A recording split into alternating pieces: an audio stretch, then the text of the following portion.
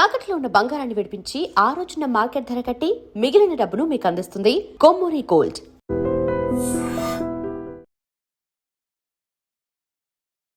నమస్కారం. ఐడ్రీమ్ ప్రేక్షకులకు స్వాగతం, సుస్వాగతం. ద్వాదశ రాశుల్లో నవగ్రహ స్థితి ఈ మాసంలో ఏ విధంగా ఉంటుంది, అలాగే 2026వ సంవత్సరం మే నెలలో ఏ రాశి వారికి ఏం జరగబోతోంది, ఇలాంటి ఆసక్తికరమైన విషయాలు తెలియపరచడానికి మనతో పాటు ఉన్నారు శ్రీ జ్యోతిషరత్న జ్యోతిష్య చక్ర వైభవ నిపుణులు డాక్టర్ రాళ్లపల్లి రవికుమార్ గారు మనతో పాటు ఉన్నారు. వారితో మాట్లాడదాం. నమస్కారం గురువు గారు. నమస్కారం అమ్మా. గురువు గారు, ద్వాదశ రాశుల్లో ఈ మాసంలో తీసుకున్నట్లయితే నవగ్రహ స్థితి ఏ విధంగా ఉంటుంది? తప్పకుండా. శరదిందు సమాకారే పరబ్రహ్మ స్వరూపిణి వాసరాపీఠ నిలయే సరస్వతి నమస్తుతే. ఐడ్రీమ్ ప్రేక్షకులకు నమస్కారం.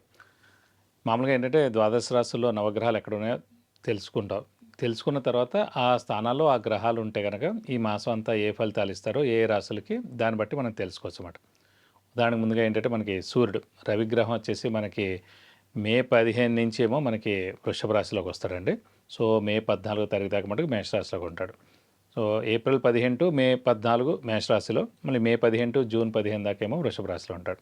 నెక్స్ట్ వచ్చేసి కుజుడు వచ్చేసి మే 11వ తారీఖు నుంచి మేషరాశిలో స్వస్థానంలోకి వస్తాడు. తర్వాత రాహుగ్రహం వచ్చేసి మనకి కుంభరాశిలో ఉంటారు. అలాగే గురువు వచ్చేసి మనకి మిథున రాశిలో ఉంటారు. అలాగే శని వచ్చేసి మనకి మీన రాశిలో ఉంటారు. కేతు వచ్చేసి మనకి ఈ సింహరాశిలో ఉంటారు.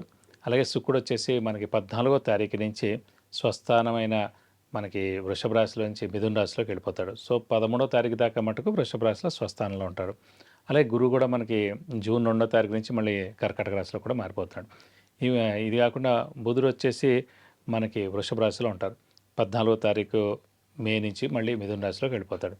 సో ఇవ్వండి ద్వాదశ రాశుల్లో నవగ్రహాలు ఈ స్థానాల్లో ఈ మాసం అంతా ఉంటారు. గురువు గారు, 2026వ సంవత్సరం మే నెలలో ఉన్నాము. మరి ఈ నెలలో వృషభ రాశి వారికి ఏ విధంగా ఉంటుంది అనేది మా ప్రేక్షకులకు తెలియపరుస్తారా? తప్పకుండా. వృషభ రాశి అనగానే మనకి కృత్తిక 2, 3, 4 పాదాలు, రోహిణి 1, 2, 3, 4 పాదాలు, మృగశిర 1, 2 పాదాలు, ఈ నక్షత్రాల సమూహం అంతా మనకి వృషభ రాశిలోకి వస్తుంది. ఈ రాశి వారికి పట్టిందల్లా బంగారం అని చెప్పుకోవచ్చు. శ్రమ, కాలం, ధనం వ్యర్థం కాకుండా ఉంటుంది. అవసరానికి డబ్బులు సమకూరుతాయి. రావాల్సిన బాకీలు వసూలు అవుతాయి. షూరిటీస్ పెట్టవచ్చును. స్పెక్యులేషన్స్ కలిసి వస్తాయి. మధ్యవర్తిత్వం వహించవచ్చును. వ్యాపారస్తులకు పట్టిందల్లా బంగారం అని చెప్పుకోవచ్చు. కొత్త వ్యాపారం స్టార్ట్ చేయొచ్చు, లేదంటే ఎక్స్పెన్షన్కి వెళ్ళొచ్చు. అలాగే విద్యార్థులకి పట్టిందల్లా బంగారం చెప్పొచ్చు. ఎందుకంటే మెయిన్గా వారికి మంచి ర్యాంక్ సాధిస్తారు, మంచి యూనివర్సిటీలో సీట్ సాధిస్తారు. అలాగే ఫారెన్కి వెళ్ళి కూడా చదువుకునేందుకు అవకాశాలు ఎక్కువగా ఉన్నాయి. ఎందుకంటే ఈ రాశి వారికి అత్యద్భుతంగా ఉంది. మెయిన్గా గురువు, శని, రాహుకేతు 4 గ్రహాలు అత్యద్భుతంగా ఉన్నాయి కాబట్టి వారికి పట్టిందల్లా బంగారం చెప్పుకోవచ్చు.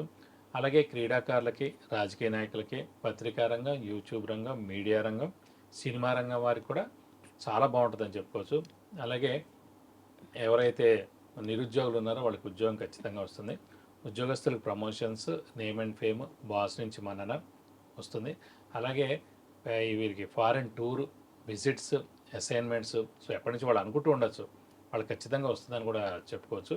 అలాగే ఇంట్లో పెద్దవాళ్ళు, చిన్నపిల్లల ఆరోగ్యం చాలా బాగుంటుంది.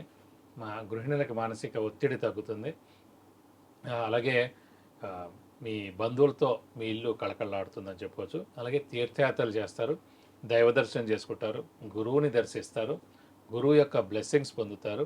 అలాగే స్నేహితులతో మీరు కలుస్తూ ఉంటారు. అలాగే ఇంట్లో కూడా మెయిన్గా ఒక కొత్త వస్తువు ఖచ్చితంగా కొంటారు. అంటే మీరు గోల్డ్ అయినా కొనవచ్చు, లేదంటే వెహికల్ అయినా కొనవచ్చు, లేదంటే ఇంట్లో కొత్త వస్తువు ఏదైనా సరే కొనేందుకు అవకాశాలు ఎక్కువగా ఉన్నాయని చెప్పుకోవచ్చు. అలాగే మెయిన్గా మన ఆరోగ్యం చూసుకున్నా కూడా, ఆరోగ్యపరంగా కూడా చాలా బాగుంటుంది. ఆర్థికంగా చూసుకున్నా కూడా ఎప్పటి నుంచో మీకు రావాల్సిన డబ్బులన్నీ కూడా ఉంటాయి, అవన్నీ కూడా తప్పకుండా వస్తాయని చెప్పుకోవచ్చు. ఇది కాకుండా ఈ ఎప్పటి నుంచో ఆగిపోయిన పనులు చాలా మటుకు ఉండి ఉంటాయి. సో ఒక 4-5 పనులు ఉన్నాయనుకోండి, 1-2 పనులు అవుతాయని చెప్పుకోవచ్చు. ఎందుకంటే ప్రస్తుతం గురుబలం ఉంది కాబట్టి ఒక్క నిమిషం కూడా వేస్ట్ చేయకుండా మీరు కష్టపడితే కనుక తప్పకుండా మీరు అనుకున్న పనులని తప్పకుండా నెరవేరుతాయని చెప్పుకోవచ్చు. గురువు గారు, ఈ రాశిలో ఉన్న వారికి వివాహ విషయానికి వస్తే ఏం చెప్తారు? సాధారణంగా వివాహం అనేటప్పుడు ఏంటంటే మనకు గురుబలం ఖచ్చితంగా ఉండాలండి. సో గురువే వివాహాన్ని కూడా కారకుడు. సో 2వ స్థానం అంటే ద్వితీయ స్థానంలో ఉన్నాడు. ద్వితీయ స్థానం అంటే కుటుంబ స్థానం, నేత్రస్థానం, ధనస్థానం, వాక్స్థానం అంటారు.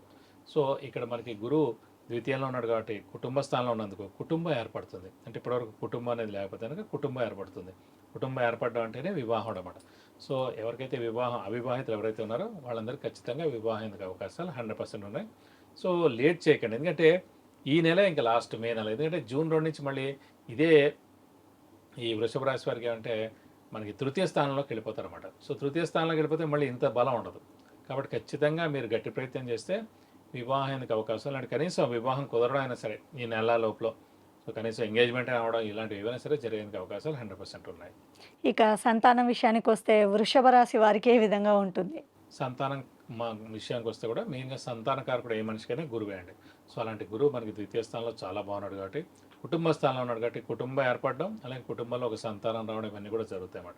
బట్ ఖచ్చితంగా మీరు మెయిన్ మానవ ప్రయత్నం అనేది చేయాలి. అలాగే ఖచ్చితంగా ఇప్పుడు మెయిన్గా ఏదైనా ఒకటే అండి, సో మనస్ఫూర్తిగా మీరు రెడీగా ఉండాలి.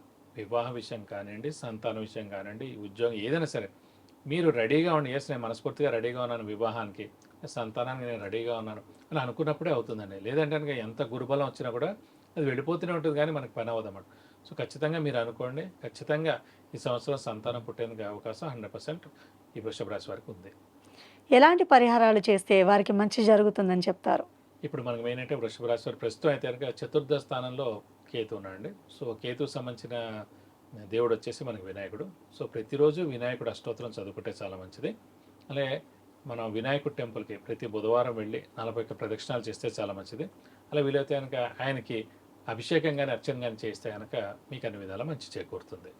చాలా చక్కగా తెలియపరిచారు గురువుగారు. వృషభ రాశి వారికి ఏ విధంగా ఉంటే మంచిది అని పరిహారంతో పాటు తెలియపరిచినందుకు ధన్యవాదాలు. నమస్కారం.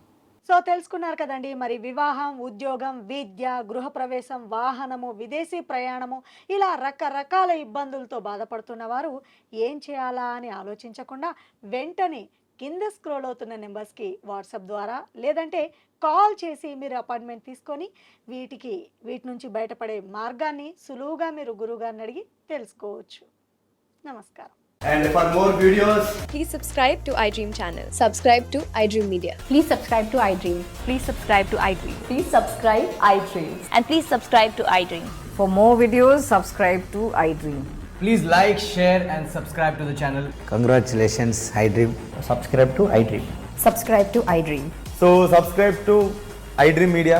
iDream ki iDream team andarki huge congratulations. Please subscribe iDream Media. Please subscribe to iDream.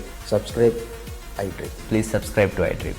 iDream అంటే నా కళల ఛానల్ను సబ్స్క్రైబ్ చేసుకున్న నోరు తిరుగుతలేదు, మీరైతే గంట గుర్తు కొట్టండి. For more such videos, please subscribe to iDream.